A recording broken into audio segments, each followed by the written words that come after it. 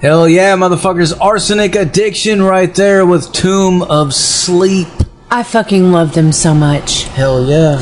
And before we get into talking, I just need to give, a little warning. I've got hiccups that I can't get rid of. So you may hear them throughout this interview, and I am so fucking sorry. But I just want to say, while most of the time with the Tennessee Metal Devastation Music Fest, we go for bands that submit. We get hundreds of submissions a year. This band was actually requested by a member of our community here in Jackson who fell in love with them. They tagged me. They said, Raven, please fucking bring this band. And so I went and listened, and I fell in love. And like I said before, there are a lot of bands that, talk about the mystical stuff, talk about the dark and the light and the balance and all of that. But when I listened to Arsenic Addiction, I totally fucking felt that. So I actually reached out to them. They agreed to drive all the way here from Salt Lake City, Utah to be a part of this festival. And I'm so excited. Hell yeah, hell yeah. Well, let's talk about it. Let's call them up right the fuck now and see what the fuck is going on in their world.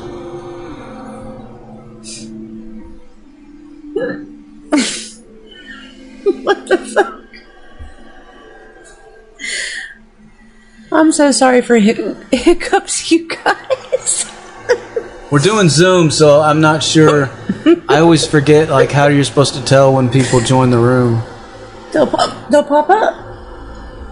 Yep. I see y'all in the chat room laughing at my hiccups. Wait, I think I see somebody. Hey, how's it going? Hey, man. Hey. We gotcha. You got us? Are y'all all on here? Hi. Hi. Hey. Paul. Is that a Haley? Yeah, It's me. Oh, good. There you have it, folks. Arsenic Addiction live on the Zach Moonshine Show with Metal Devastation fucking radio. How the hell are you guys, man?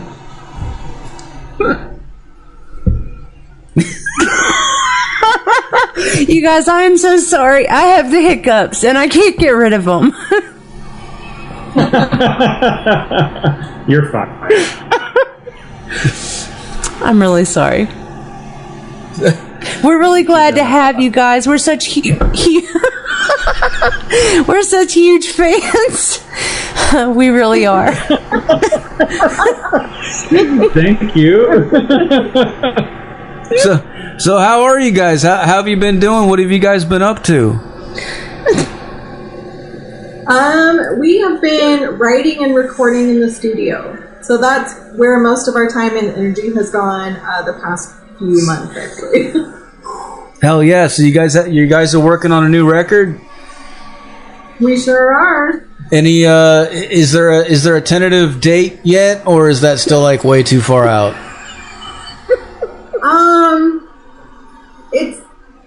So hopefully end of 2025. Well, that's not too far away. No. We still have half the album to go, and of course artwork and music videos and all the good parts, all the fun stuff. That is all the fun stuff, and I have to say, y'all's videos are so fucking epic. If I didn't love your music enough already, when I see your videos, it's like I am transported. And our sort of shtick here, ever since the Christian backlash, was that we open a portal. And I feel like you guys are fixing to open a fucking portal, because that's what I feel like when I watch your videos. Oh, good. No, then you understand the witchy concept entirely. We want our music to be that exactly. We want you to not only see the story, but feel the story, and that you are a part of that story. Oh, I totally do. And Haley, I think I emailed you after you guys agreed to play the fest, because you were the only band that I reached out to play this fest. The rest we go from band submissions. But you guys were actually requested by one of our festival fans. Her name's Victoria Lockridge, and she shared your post, and she tagged you, and then she tagged me, and she said, Raven, please bring this band to the Tennessee Metal Devastation Music Fest. So I went and listened to it. I fell in love. As a witch myself, I totally connected with that. And I think I actually messaged you and said that I was like, I feel this energy that you're putting down, and I cannot wait to bring that to Tennessee. Oh, and we are so flattered that someone would go out of their way to suggest us, and that just makes our black little hearts soar.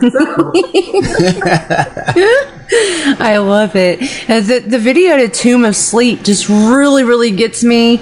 Was that filmed in Utah?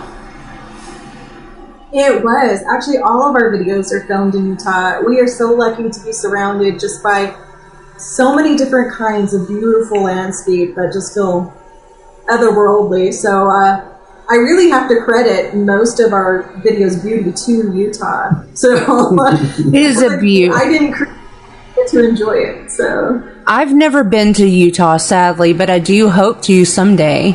But it is stunningly beautiful from everything that I've seen, especially in your videos. But I have to know, like, is Utah because we're here in Tennessee, we are right smack in the dab middle of the Bible Belt. And not just the Bible Belt, evangelical Bible Belt. So, out of curiosity, what is it like to be a band like Arsenic Addiction living in Salt Lake City, Utah? So, we get this question a lot. And what's funny is, compared to what you have to deal with, the Mormons are pretty tame. Wow. For the most part, I call them the how's your neighbor religion, because they're not going to come pick at our shows, but they're sure going to lock their doors when they, drive past us. Well, do you ever like run into somebody who is Christian? Yeah, we only have in my whole band career, we've only ever had one person truly strike up a campaign against us as far as religious differences go, and that's actually more recent that someone is parading out on the social medias that James and I are devil worshippers and our band is satanic. We're spreading the devil's word, and I was like, does this mean we're successful? I kind of feel like that's a compliment. Right? Yeah, I think that means you made it. That means you made it. Isn't it always interesting?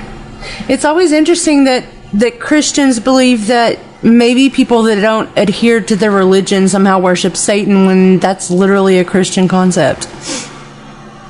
Oh, that's what I like to tell people when they call us devil worshippers. It's the furthest thing from the truth, because although I do use Catholicism imagery, especially in our music and music videos, it's more of a metaphor for me because I grew up in the LDS church, and so it's obvious religious trauma. So I use those things to tell my story, not because I believe in those things. Right. I believe in the devil, you have God, and I don't believe in either. So Right, exactly. Like it's so frustrating. I will tell you. We have a local group here called We the People. And they were our biggest pushback against the festival last year. Before that, we had the Second Baptist Church and the First United Methodist Church of Lexington, Tennessee, that were doing everything possible to shut us down. And they did actually end up shutting down their stage, which is sad because the stage had been here since the 60s. Johnny Cash performed on it. And that's where we did our first Metal Devastation Music Fest. But they got so mad about it, they actually closed their stage down to keep anyone from performing on it, to keep us out. Talk about shooting yourself in the foot. But they had people out there the night before praying on the stage the night before our festival, and then this last year, We the People group, which is here in Jackson, Tennessee, they were planning protests and all of this stuff, and it's horrific. And it almost, I guess I kind of thought to myself that you guys being in Salt Lake City, which is portrayed on television, movies, etc., as being really super, what's the word, Zach? Religious, but I don't know, like over the top. I figured a band like you guys would really struggle. Yeah, for the most part, I would say, like I said, Mormons are pretty reserved. I wish they'd get their fingers out of our state politics, but right. For the most part, Mormons are very non-confrontational. I see. And so generally they will look at you weird, and then they won't say anything, and they'll just walk away from you. You know, I can appreciate that. Yeah, and I do appreciate that. The only hard thing is, like, so I have a daughter, and having, like, people not want to play with her because she's not LDS, like, or they find out we're not LDS, and that becomes an issue. Yeah. They're prejudiced in other harmful ways. Very much. Like, you know, with our liquor and whatnot, like, they'll sure, like, the church has their hands in everything, including liquor sales, but you have to go to a special store to buy liquor. Like, you can't just buy it in the grocery store. Yeah. So, like, they'll control people's choices and lives, but just quietly from the back. So they're passive aggressive. Oh, yeah. That's just, 100%. I was actually thinking about this with politics here. Like, a few years ago, we passed marijuana here, and it passed pretty clean vote, and it was going to be everything, recreational and everything. And then the government was like, well, what if the governor came out and he's like, what if we just made it medicinal? And we'll just put that into law. And we're like, that's not what was voted in. And they're just like, yeah, but it's going to be great. And we're just like, what? Wait. You guys have medicinal? Yeah. So in the Mormon capital of the entire country has medicinal marijuana, and we're in Tennessee, which our number one cash crop is marijuana. Even though it's illegal, you can't have it here. If you get popped with marijuana here, you're going to jail. Isn't that some shit?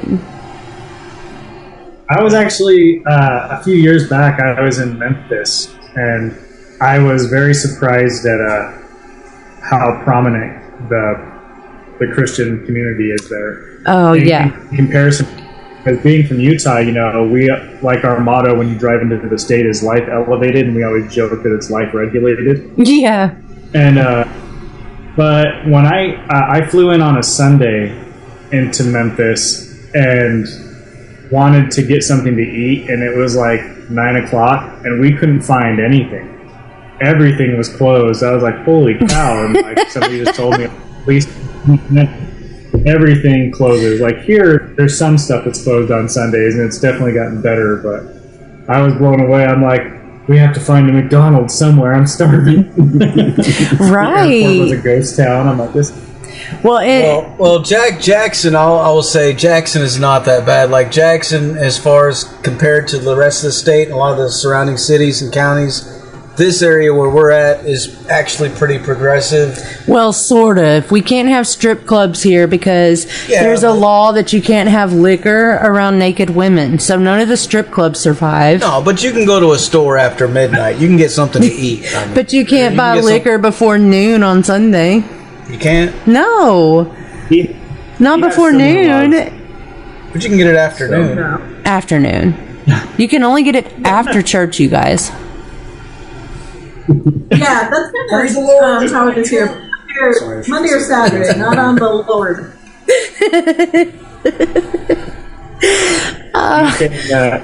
To get liquor on Sunday after church reminded me, my mom used to work at a liquor store here in Utah, and it was like a liquor store / gas station kind of a thing or something. But she told me that the one day that had the highest amount of liquor sales was what's the day the Mormons, their convention? General Conference. Like the big Mormon day where all of the Mormons watch their broadcast and their Pope or whatever has just spoken to Jesus or whatever.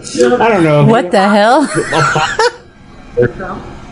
Whatever their word for old, terrible people are.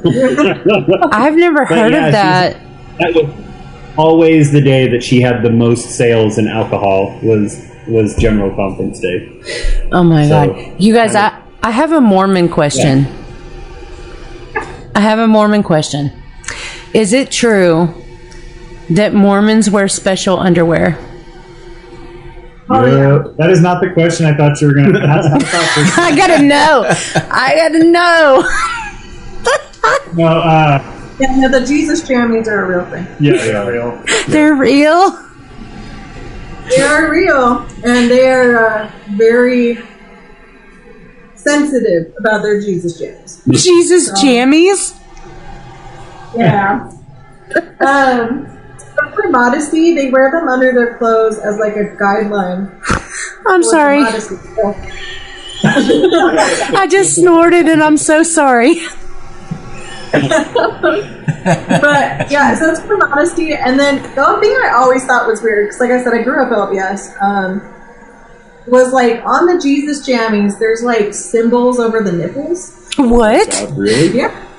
Yeah, like important symbols. And I still have yet to know what they mean, because my parents, even as my parents, would not tell me what they meant, because they said that because I wasn't yet temple worthy, I wasn't ready to have that knowledge. And I still want to know. Were they little crosses over the nipples? Wait. It's their version of... Yeah, tell me what the nipple symbols mean. So the special underwear, are they onesies? So they're a two-piece. Okay. So it's like a really thin shirt and then really thin, like, biker shorts. Biker shorts? Yeah. So, like biker tights. Like cyclist tights. Y'all are killing me. Okay, so do the men also wear two-piece? And if they do they also have special symbols over their nipples? They wear a Speedo. No, they don't. They're matching. So they're matching, with the exception of course, the women's has like a place for titties. But so, what is the purpose of the special symbolic nipple underwear onesie biker short two-piece? What? So one is for modesty, so you remember to cover up. Okay. And the other. Remember your covenant that you made with the Lord and your spouse in the temple. So single, unmarried people don't have to wear the special undies? No, you don't wear them until you get married. Okay. I didn't know that. Yeah, so much about the human religion. Yeah. She knows a lot. Well, like I said, I grew up LDS. Yeah. Never made it to the temple. I was never temple worthy, but I dated a Mormon girl until I was and I do think maybe some of the older men wear them once they receive the special gift from God of the bishophood. So. Look, when you come to Tennessee, Haley, I'm gonna have to tap your brain about this, because I'm always fascinated with different religions, and the closest I've ever really come to understanding LDS or anything like that would be a few documentaries, and of course I'm obsessed with the show Big Love. I don't know how close any of that is, but so most Mormons do not practice polygamy. right. That's the fundamentalists. And those are the people you see with like the big hair and the big braids, and they're down south on their own. Or they're actually in like Missouri and Illinois. Yeah. Like, so that's a different sector of the Mormon church. I've got you. Yeah. So luckily we don't have to deal with that too much here. Like I said, I grew up LDS, so I took the polygamy to heart, and I'm polyamorous. So yeah. So I got multiple partner thing just stuck, but She's like, I can have more than one. No, just a man. And she's like, no, I'm gonna do it. Well, it's kind of like here in Tennessee, where we're the Bible Belt, we have a million different denominations. We have your more mild ones. Like, I was actually raised Presbyterian. I didn't become pagan until I was about 13. But Presbyterians, they believe in predestination. They're Calvinists. Then you have, your regular Baptist. You have your Methodist. But then, when you get out into the outskirts, You got your foot, okay, I'm going to say this Southern, okay? Your foot washing Baptist folk that handle snakes, wash each other's feet. Then you've got your Pentecostals that speak in tongues and run around and, like, you know, slap each other in the face. And, you know, it's just bizarro, you guys. Dude, that's way more interesting. Is it? Yeah. I mean, I'm like, I mean, not probably to live it, but from afar. Yeah, from afar. That's all the stuff you're saying about Mormons. You're like Mormons go out of their way to just be so vanilla, where they're like, we don't want to worry you. Like, you know, it's so funny. Like when you come here, they have the temple downtown, and it's this huge, like, tourist attraction. And the thing that's funny is they always have the youngest, prettiest girls from the missionary training center as your escorts there. Of course So they as you do. walk around, yeah, you'll just see them coming up being like, let me show you around, you know. It's always just so funny. But hearing what you guys are talking about, I'm like, I want to hear people speak in tongues. Yeah, you know, they just You know what they say is that, you know, as I was raised Christian, I was always taught that when someone speaks in tongues, that this was the universal language of, like, the followers of Christ, and so that if you were a follower of Christ, you would understand it. But I never fucking did. It always sounded like, and it would scare the fuck out of me. Like, I remember times running out of church. And one time I was in church, I was in my 20s, so I was going to be hardcore, right? So I went in there wearing all my 90s goth aesthetic. My cousin is a Pentecostal preacher. So he invited me to church, and I was like, I'm going to show him. So I dressed up in all my greatest, you know, 9 Inch Nails gear from back in the time, and I sat in the front row. These people start running around the church, speaking this other language, and scaring the fuck out of me. And I told my sister, I said, this is scary, let's go. And I turned around, and when I did, this woman behind me said, when you are true with the Holy Spirit, you will understand it. And then she smacked me in my fucking head, and I got up and I left. And I've never been back. wow, that just sounds like a bunch of people that are like, I'm going to church to hit kids. Slap the hell out of me, you know? It's like a fucking mental ward, man. Like, It scares me. Like, I honestly, you know, like, fundamentalist of any religion, really. Not just to pick on Christianity, but, you know, this is the Bible Belt, so that's the one I think of. But fundamentalism really, like, freaks me out. But so how does your music sort of reflect this sort of atmosphere that you have lived in? And I don't know, is it rebelling against, or maybe just like, I don't know. It's for me, it's therapy. It's trying to get what was taught to me all my life out onto a canvas that I can actually see and process. Because when you're, like I said, it's the how's your neighbor religion, and they're really nice people. I feel like it's a little harder to leave it behind because they preach family, community, and there isn't really anything on the outside that's scary about it. It's all the underbelly of like the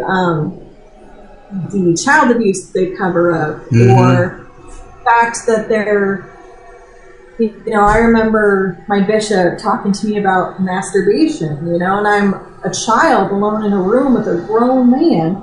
Wow. Talking about my body part. Yeah, actually, we were just at Costco the other day, Haley and I, and the guy who was checking like your receipt as you leave, when we walked out, I go, that's the bishop that I grew up with, and when we're walking away, I'm like, that's the bishop I grew up with, and that's the dude who asked me if I masturbate. What the fuck? And I just, because they ask you that, even though I guess they're not supposed to. But growing up, it was kind of like common knowledge. Like my mom knew about it, that he was going to ask me that, and it just made me laugh because like, hey, like, what'd you say? I'm like, I told him every chance I get. I actually asked if I could get up and go to the restroom. No, but it's just funny. I was like, no, I lied my ass off. I was like, no way, man. 13? No way. But how inappropriate is that, and what business of it is theirs? And what a shitty thing to teach kids about, how to be ashamed of their bodies and to be ashamed of things that are natural. And they're very good about taking sexuality, especially in women, and trying to crush it and turn it into obedience. Your sole purpose as a woman is to grow up and have babies and be a dutiful wife and obedient to the man, because that is the end-all be-all of the Mormon household. And honestly, when I started to question my faith, I was very young. I was 8 years old, and I remember sitting in primary class, just being 8, and I asked my primary teacher, I said, do the Nephites, which is, a story in the Book of Mormon. Right. They have the tooth fairy. And this is me, a kid, just trying to relate to the rhetoric that I'm being told. And the fact that I would even question it, like with such a silly, childish question, I got reprimanded. They were like, the tooth fairy isn't real, and how dare you compare something fictional, to the Lord's word. And I'm just like, I'm 8. The tooth fairy is still very real to me. And so I immediately started going, why was that such a harmful question? And from about 8 on, I just never felt like I fit in the Mormon church. I'm a bisexual woman, so being told that being attracted to women was inherently evil and wrong, and you shouldn't have those sinful thoughts, and so I remember what ultimately did it for me is I was molested at a sleepover, and I was going to all of my church leaders going, hey, why would this happen to me? I slept over there 1,000,000 times. Why would God let this happen to me? And everybody only gave me the answer of, it's all part of God's plan. God wouldn't give you anything that you can't handle. Wow. And I could never find a reason why God would do this to me. And so finally I went to my parents and I said, hey, I'm struggling. Please explain why this night of all times, because I've slept over there 1,000,000 times. Why was this different? And my mom couldn't give me an answer. My dad gave me the same answer that the bishop gave me. And it actually broke her faith as well, because she was like, I don't know. And I don't want to be able to look at my daughter and just say, oh, it's God's plan, because she's like, I don't believe that. This shouldn't be happening to women. And I think that's really prevalent in the Mormon church, that there's a lot of sexual abuse, and they just, they cover it up, especially if it's someone higher in the church, and it's all part of God's plan, and you're just supposed to shut up and get with it. And so for me, the music is me just all trying to, undo all that brainwashing. Like I was telling my bandmates, we have a music video filmed that we haven't released yet. And in it, for the first time, I know that we're a metal band, but for the first time ever, we burn a cross, right? And Hell yeah. How afraid I was, even though I am almost 40 years old, well away from the church, and we were trying to light it on fire and it wouldn't light, and the brainwashing in the back of my head was like, God is punishing me. He doesn't want me to do this. And I'm like, yeah. That's not real. It's just the fact that the wood is wet. It's not and the damn thing just not fucking light. But and so that's what my music means to me. It's very self-serving, and I know that sounds really it's like therapy. It's your medicine. Yeah. It sounds really selfish because I'm like, oh, it's about me. But no, it's your art. Art should be. Yeah. Yeah. So luckily, I found a whole bunch of weirdos who helped me bring that dream alive and are totally okay with me being like, we're doing a music video, we're all going to be covered in black yucky shit. So well, first of all, I'm really, really sorry that you had to go through something so horrific. Nobody should have to go through that, and yet so many do. And I'm really sorry that that is a part of something that you had to live.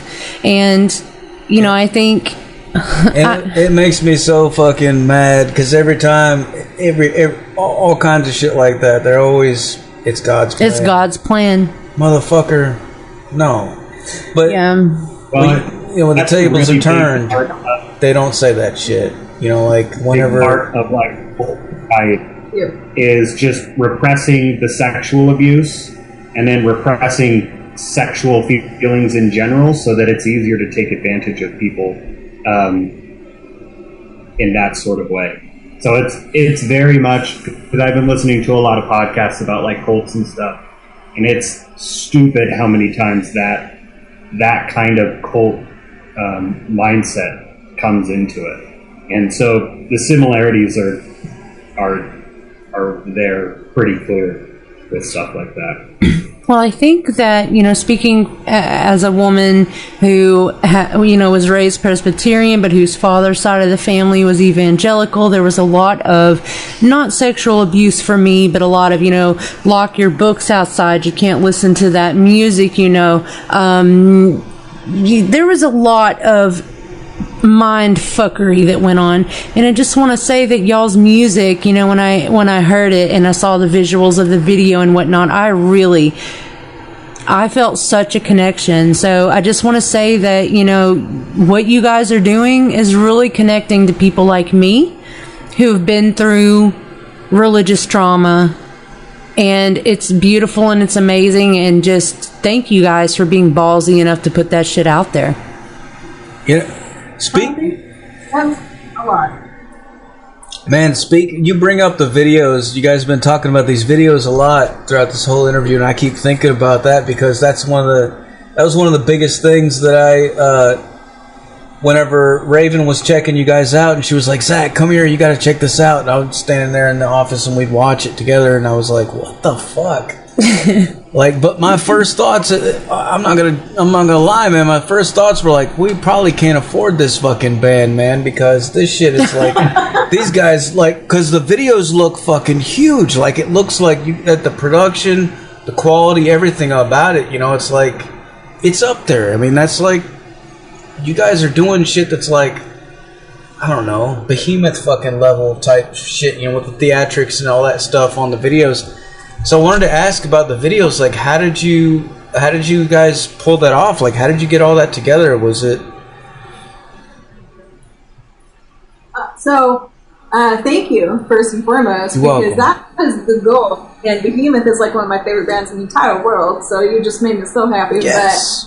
But how we pull it off is we have amazing friends. For one, the dude who does our videos was our previous drummer, and I love that he's still a part of the band in some way, and his contribution is videography.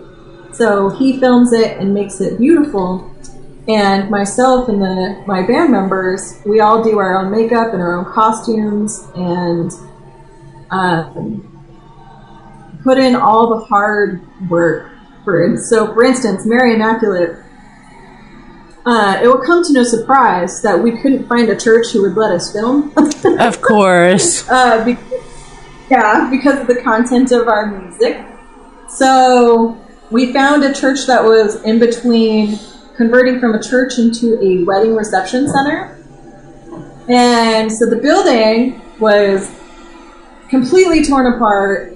It's in the middle of, is it July, August? July.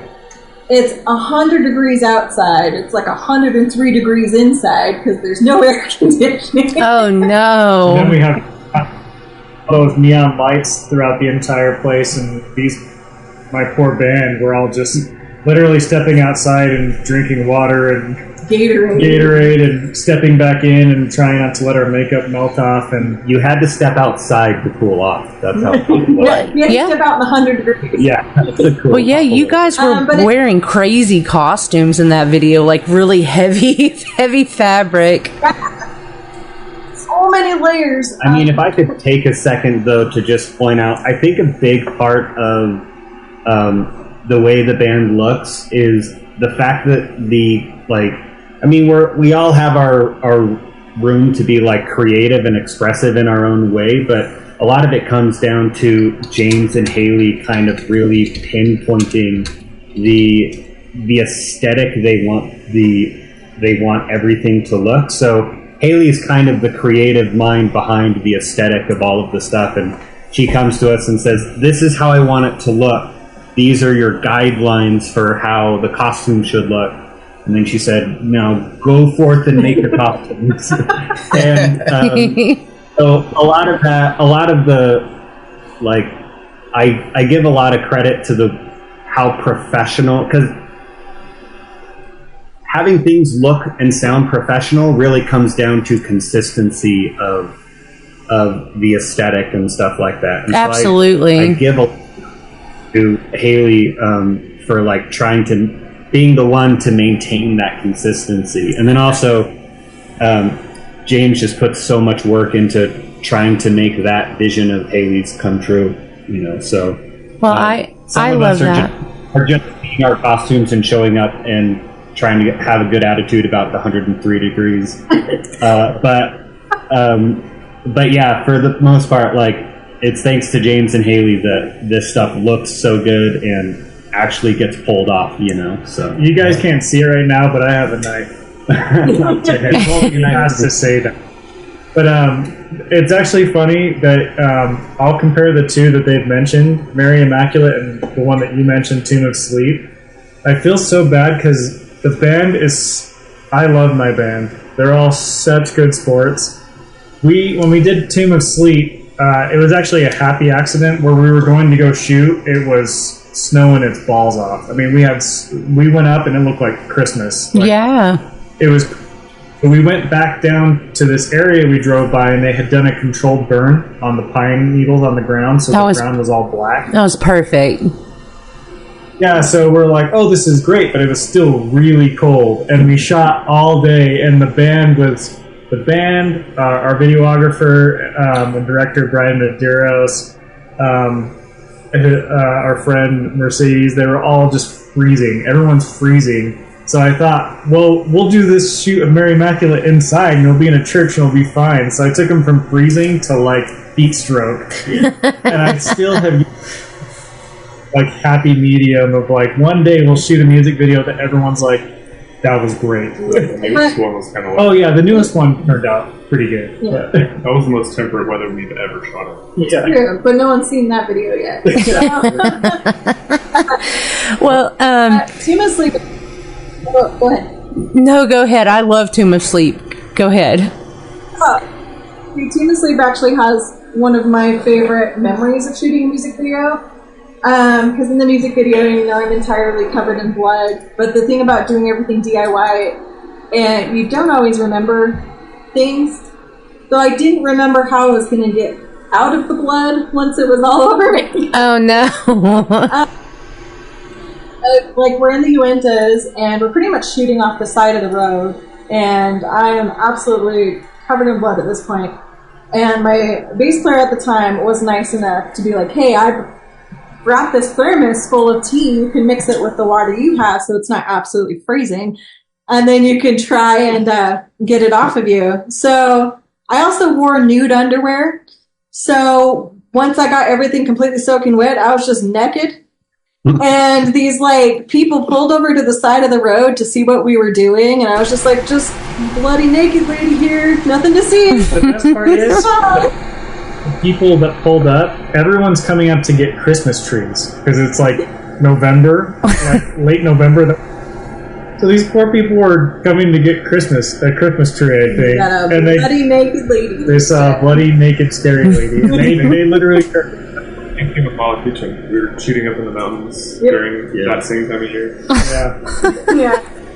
Well, yeah. It was just like trying to like cover me with the one towel that she had, because she is like way more prepared than I ever was. But it's always good to have one band member that way.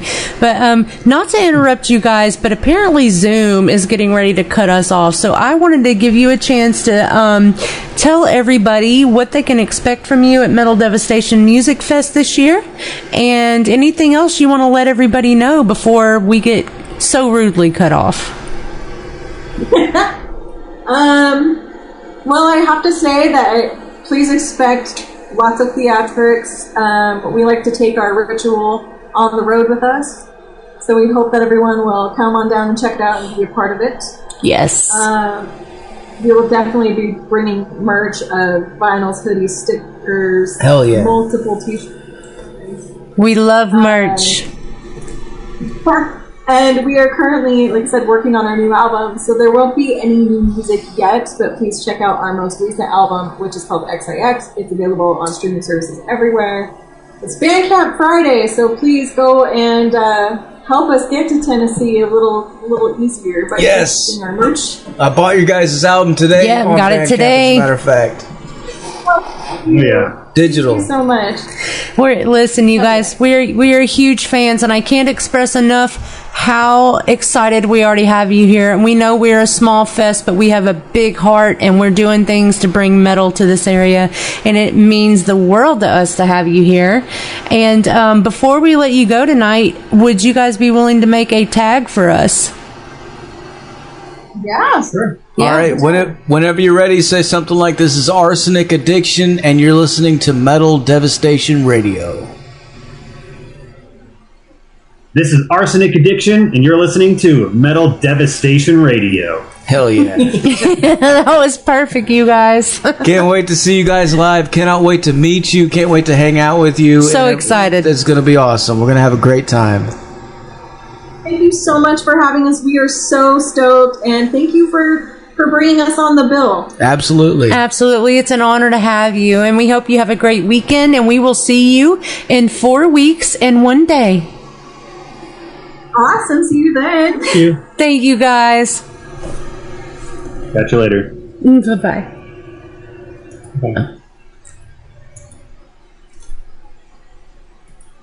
There you have it, folks. Arsenic Addiction live on the Zach Moonshine Show with Raven With me, and Metal Devastation fucking radio. you know, Raven fucking... I didn't have to hardly talk on that one. You didn't. I think that's why you bring me in on these interviews, so you can sit over there and drink your fucking beer, and I just talk because I talk too fucking much anyway, and I don't need any of you guys in the chat room confirming that, okay?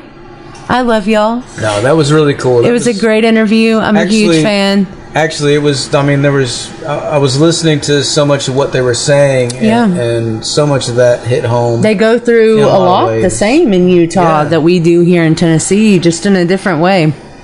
Yeah. And even though, like me personally, I was raised pretty much atheist, in an atheist, well, my mom... Lucky you. My mom was pretty much atheist. My stepdad was Muslim, which, yeah, what the fuck? That's weird. But, yeah, like, my mom didn't believe in any of that shit. So, of course, as a kid, like, I just thought it was all just, like, fucking make-believe. It's just a bunch of maniacs, people. Well, I was very indoctrinated. But then, whenever they went through that crazy divorce, and then me and my sister got sent off to go live with those fucking Missionary Christian cult missionaries, that's when it really hit home. I was like, what the fuck is this? They like, pulled a gun on his sister at the dinner table. Yeah, they did. My little sister, man, she was like 15, I think, or 16. I don't know. But the mom of the house, she was missing this necklace, and so she thought that my sister had stolen it. She started accusing her of it and shit. And we were sitting at their dinner table eating spaghetti all together, and they like did the whole fucking prayer thing, you know, and thanked everything. And They all thought that she was shit. a demon. And I'm sitting there like, what the fuck?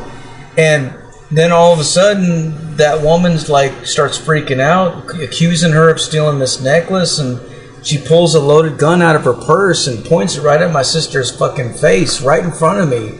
And her hand's shaking and shit, and she's screaming and yelling at her. She's like, the only way that I can scare the demons out of you is like to show you, I don't know.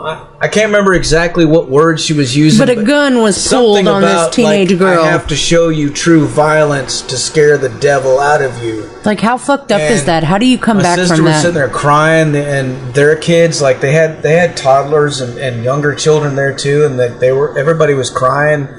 It was fucking really just like, that was traumatizing, man.